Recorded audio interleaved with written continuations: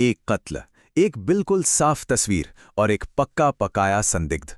लग रहा था कि केस तो बस सुलझ ही गया, लेकिन फिर कहानी में एक ऐसा ट्विस्ट आया जिसने पूरी जांच को ही सिर के बल खड़ा कर दिया। तो चलिए इस हैरान कर देने वाले मामले की तह तक चलते हैं। जरा सोचिए, एक मर्डर हुआ है। पुलिस के हाथ दो सस्पेक्ट लगते हैं और दोनों हूबहू एक जैसे दिखते हैं। इतना ही नहीं, उनका डीएनए भी एक ही है। और तो और दोनों के पास इस बात के पक्के सबूत हैं कि वो कत्ल के वक्त वहां थे ही नहीं। तो सवाल ये है कि कातिल आखिर है कौन? तो कहानी की शुरुआत होती है एक मर्डर से और एक ऐसे सबूत से जो पहली नजर में इस केस को बिल्कुल शीशे की तरह साफ कर देता है। जो विक्टिम था उसका नाम था आकाश। वो अपने ही घर में मृत पाया गया और उसे किसी तेज धार वाले हथियार से मारा गया था। शुरुआत में पुलिस के पास कोई लीड नहीं थी, जब तक कि उनके हाथ एक तस्वीर नहीं लगी। अब ये जो सबूत था ना, वो पुलिस को बड़ी ही अजीब जगह से मिला। आकाश के घर के ठीक सामने वाली बिल्डिंग में एक पार्टी चल रही थी और उसी पार्टी में ली गई एक सेल्फी में बिल्कुल मर्डर के टाइम पर आकाश की बालकनी पर खड़े एक आदमी का चेहरा साफ साफ कैद हो गया। ये जांच के लिए एक बहुत बड़ी कामयाबी थी। तस्वीर में जो शख्स देखा उसकी पहचान हुई सिद्धार्थ के तौर पर, जो कि एक कामयाब सिविल इंजीनियर था। पुलिस ने बिल्कुल भी देर नहीं की और उसे फौरन गिरफ्तार कर लिया। केस सॉल्व हो गया, है ना? यहीं से तो कहानी में असली मजा शुरू होता है। तो चलिए अब देखते हैं कि ये बिल्कुल सीधा साधा दिखने वाला केस कैसे एक अबूझ पहेली बन गया। सिद्धार्थ की गिरफ्तारी के कुछ ही दिन बाद पुलिस एक दूसरे केस में एक और आदमी को पकड़ती है, जिसका नाम था आदित्य। और पुलिस वाले ये देखकर हैरान रह जाते हैं कि आदित्य हूबहू सिद्धार्थ जैसा दिखता है, क्योंकि वो उसका जुड़वां भाई था। और यहीं पर आके पूरा केस उलझ गया। दोनों भाइयों के पास मर्डर के वक्त कहीं और होने की पक्की दलीलें थीं।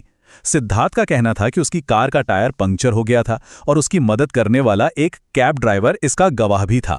दूसरी तरफ आदित्य का दावा था कि वो एक गेस्ट हाउस में जुआ खेल रहा था और इस बात को कंफर्म करने के लिए वहां कई लोग मौजूद थे। दो सस्पेक्ट, दो बिल्कुल पक्की लगने वाली कहानियां। अब पुलिस करे तो क्या करे? जब गवाहों से कोई बात नहीं बनी तो पुलिस ने सोचा चलो साइंस का सहारा लेते हैं। फोरेंसिक्स की तरफ गए, लेकिन किस्मत देखिए, वहां भी उनके हाथ खाली ही रहे। अब ऐसा क्यों हुआ? इसकी वजह है आइडेंटिकल ट्विन्स की बायोलॉजी। उनका डीएनए प्रोफाइल बिल्कुल एक जैसा होता है। इसका मतलब यह हुआ कि फोरेंसिक जांच से यह पता लगाना नामुमकिन था कि क्राइम सीन पर मिला डीएनए सिद्धार्थ का था या आदित्य का।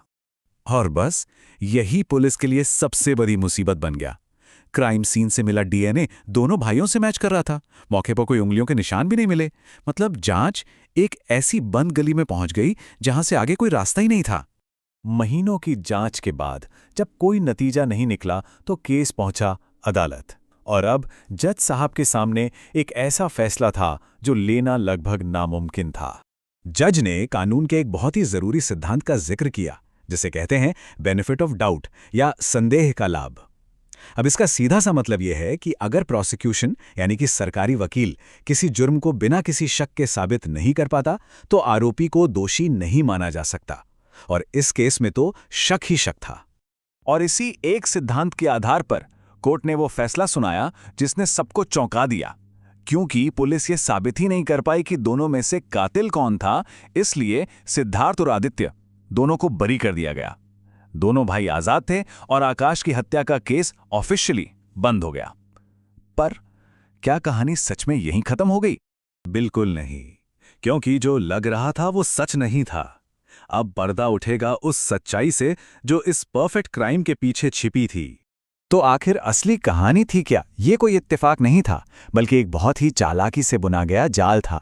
चलिए इसे स्टेप बाय स्टेप समझते हैं। स्टेप 1, मकसद था बदला। आकाश ने पहले सिद्धार्थ की मंगेतर की जान ली थी। स्टेप 2, प्लान बनाया गया। दोनों भाइयों ने मिलकर बदला लेने की ठानी और आदित्य ने आकाश का कत्ल किया। स्टेप 3, भ्रम पैदा किया गया। सिद्धार्थ ने जानबूझकर खुद को बालकनी पर दिखाया ताकि उसकी फोटो खिंच जाए और पुलिस का सारा ध्यान उस पर चला जाए। स्टेप 4, धोखा। उन्होंने दो अलग अलग लेकिन ऐसी पक्की कहानियां तैयार की जिन्हें पुलिस गलत साबित ही नहीं कर सकती थी। और आखिर में स्टेप 5, नतीजा। उन्होंने कानून की उसी कमजोरी का फायदा उठाया कि अगर शक है तो सजा नहीं हो सकती। ये एक परफेक्ट क्राइम था। तो आखिर में ये सवाल फिर से खड़ा होता है, क्या ये सिर्फ एक बदला था या फिर कानून की आंखों में धूल झोंक कर किया गया एक परफेक्ट क्राइम। इस पर सोचने के लिए बहुत कुछ है।